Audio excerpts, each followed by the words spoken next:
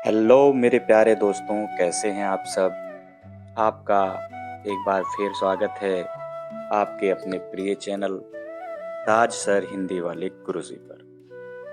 प्यारे बच्चे, आज हम कोई पाठ पढ़ाने नहीं आए हैं, कोई मॉडल पेपर हल कराने नहीं आए हैं, बल्कि आज हम एक शानदार कहानी लेकर आपके बीच में। दोस्तों, आज हम एक ऐसी कहानी लेकर आए हैं जो सिर्फ का एक कहानी नहीं बल्कि एक एहसास है। यह कहानी है त्याग की, यह कहानी है संघर्ष की, और सबसे बढ़कर ये कहानी है एक पिता के त्याग की। दोस्तों, आज हम बात करने वाले हैं एक ऐसे इंसान की कभी खुद के लिए नहीं जीता, जो धूप में जलता है ताकि उसका बच्चा छांव में रह सके, जो टूटता है लेकिन अपने परिवार को टूटने नहीं देता। वो है एक पिता।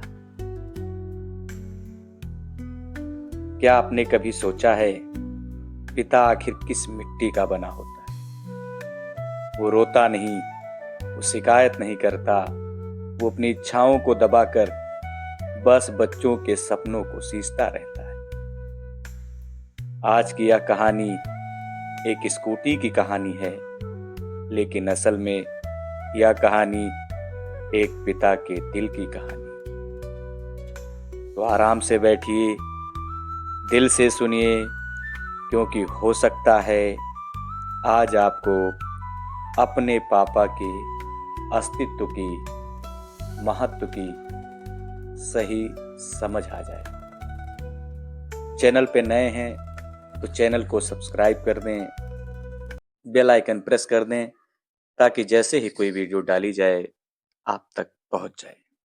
तो मेरे प्यारे दोस्तों, आइए आज की कहानी को शुरू करते हैं। एक छोटे से कस्बे में सुरेश नाम का एक साधारण आदमी रहता था। वह फैक्ट्री में मजदूरी करता था। सुबह 5 बजे उठता, चुपचाप नल पर मुंह धोता और बिना किसी को जगाए घर से निकल जाता। उसके चप्पलों की आवाज सिर्फ सुबह की खामोशी सुनती। उसके हाथों में छाले थे, चेहरे पर धूप की रेखाएं थीं, लेकिन आंखों में सिर्फ एक सपना था कि अपने बेटे आर्यन को अपने से बेहतर जिंदगी देना है। सुरेश की जिंदगी में एक चीज खास थी, उसकी पुरानी स्कूटी। वह स्कूटी सिर्फ एक गाड़ी नहीं थी, वह उसके मेहनत की पहली जीत थी। सालों तक पैसे जोड़कर उसने वह स्कूटी खरीदी थी। जिस दिन स्कूटी घर आई थी, उस दिन सुरेश की खुशी देखने लायक थी। उसने पहली बार अपनी पत्नी को उसी पर बैठाकर मेले की सैर कराई थी। छोटा सा आर्यन आगे खड़ा होकर हंसता था। वो स्कूटी उनके परिवार की हंसी की गवाह थी। समय बीतता गया, खर्चे बढ़ते गए। आर्यन अब बड़ा हो चुका था। उसकी बोर्ड परीक्षा आने वाली थी। स्कूल से सूचना आई, परीक्षा शुल्क 3 दिनों में जमा करना। रकम बड़ी थी, घर में पैसे कम थे। सुरेश ने उधार मांगने की कोशिश की, लेकिन हर जगह से निराशा ही मिली। रात को सब सो गए, लेकिन सुरेश नहीं सो पाया। वह आंगन में बैठा, सामने वही नीली स्कूटी खड़ी थी। उसने धीरे से स्कूटी पर हाथ फेर कर कहा, तू मेरी खुशी थी, लेकिन मेरा बेटा मेरी जिंदगी है। उसकी आंखों में आंसू, लेकिन चेहरे पर दृढ़ता थी। अगली सुबह सुरेश स्कूटी लेकर बाजार गया। दुकानदार बोला, पुरानी है, ज्यादा पैसे नहीं मिलेंगे। सुरेश ने कुछ नहीं कहा। उसे पैसे नहीं, बेटी का भविष्य चाहिए था। स्कूटी बिक गई। सुरेश पैदल घर लौटा। कदम भारी थे, लेकिन दिल हल्का था, क्योंकि फीस भर दी गई थी। कुछ दिनों बाद आर्यन ने देखा, पापा आप पैदल जा रहे हैं। उसने पूछा, पापा स्कूटी कहाँ है? सुरेश ने मुस्कुराकर कहा, बेटा पुरानी हो गई थी, इसलिए बेच दी। लेकिन सामने खड़ी मां की आंखें सच छिपा नहीं सकी। आर्यन को सच्चाई पता चली। उस रात वह बहुत रोया। पहली बार उसे समझ में आया, पिता का प्यार शोर नहीं करता, वह चुपचाप बलिदान करता। उस दिन के बाद आर्यन बदल गया। अब वह देर रात तक पढ़ाई करता। जब भी थकता, उसे पापा की स्कूटी याद आती।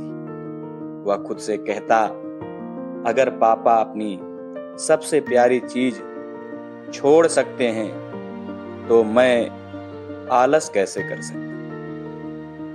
दिन, महीने, साल बीत गए, मेहनत रंग लाई। आर्यन ने कठिन परीक्षा पास की, वह अधिकारी बन गया।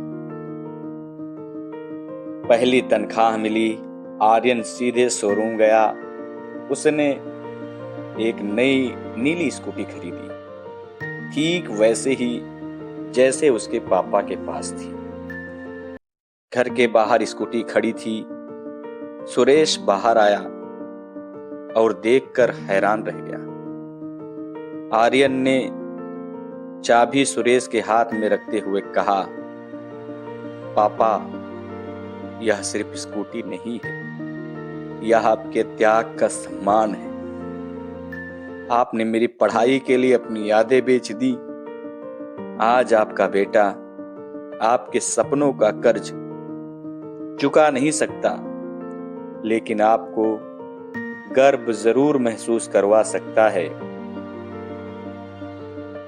सुरेश की आंखों से आंसू बह निकले। सुरेश ने बेटे को गले लगाते हुए कहा, बेटा, पिता कभी कुछ खोता नहीं, वो तो अपने बच्चों में खुद को पा लेता है।